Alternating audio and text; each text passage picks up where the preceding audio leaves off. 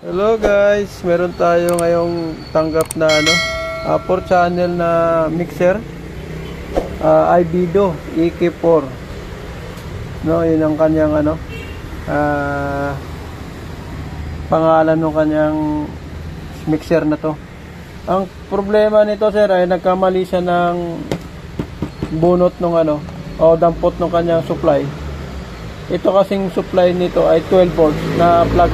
Nalagyan niya ng ng 36 volt, kaya sumabog po yung capacitor dito. Ito yun, dito sa nakalagay. So tinanggal ko na yung naiwan ito. So nung pinlagin ko mga sir ay may power naman. So lagyan muna natin ng ng filter ito at malalaman kung ito ay tutunog. Kasi yung may-ari nito ay marunong din naman, medyo gumawa-gawa din naman siya.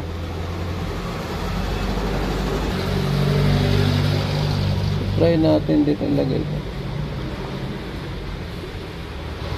470 microfarad lang naman sir, yung original niya, taka 25 volt. Ang nilagay ko ay 35 volts po yan na 470 microfarad. At yan ay naihinang na natin. Okay. So subukan natin ito kung magtutunog.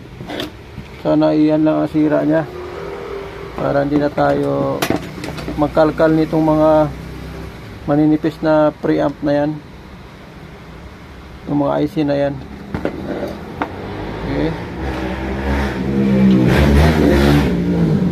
Then plug-in natin sir.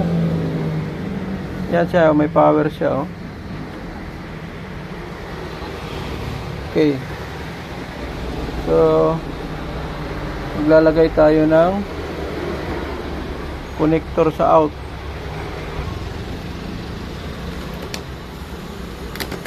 Okay. Then tapos yung ating input.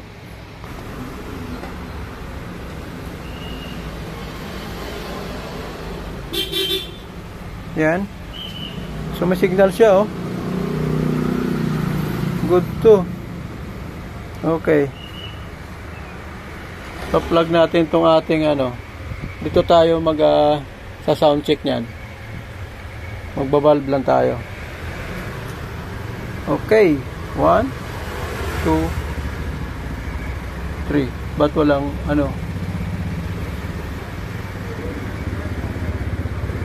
walang audio?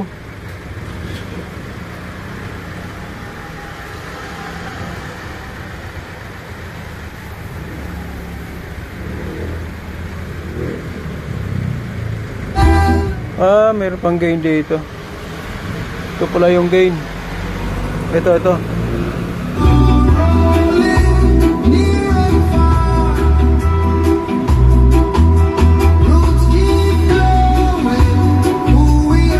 Baka maka-copyright tayo nung ating sound na yan. Hanap muna tayo ng iba. Okay, ulit tayo.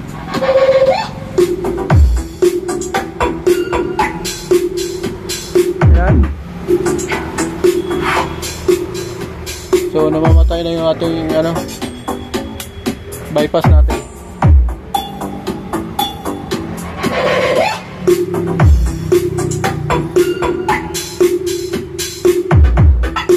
Yan. Dear John Lunta, DJ7 Remix. So yung gamit natin amplifier ay yun.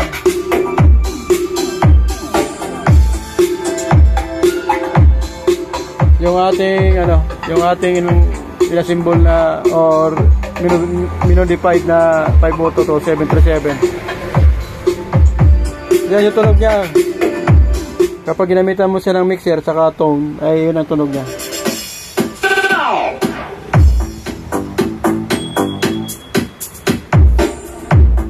Lakas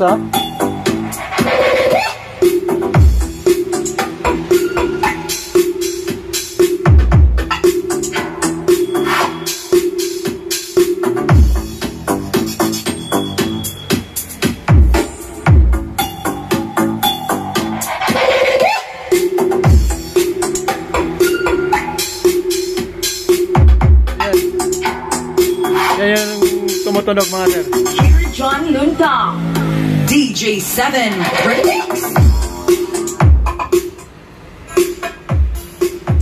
May connection din po. May connection po dito yan, oh. Yan po. Hanggang sa side. Yan. Okay. Good na.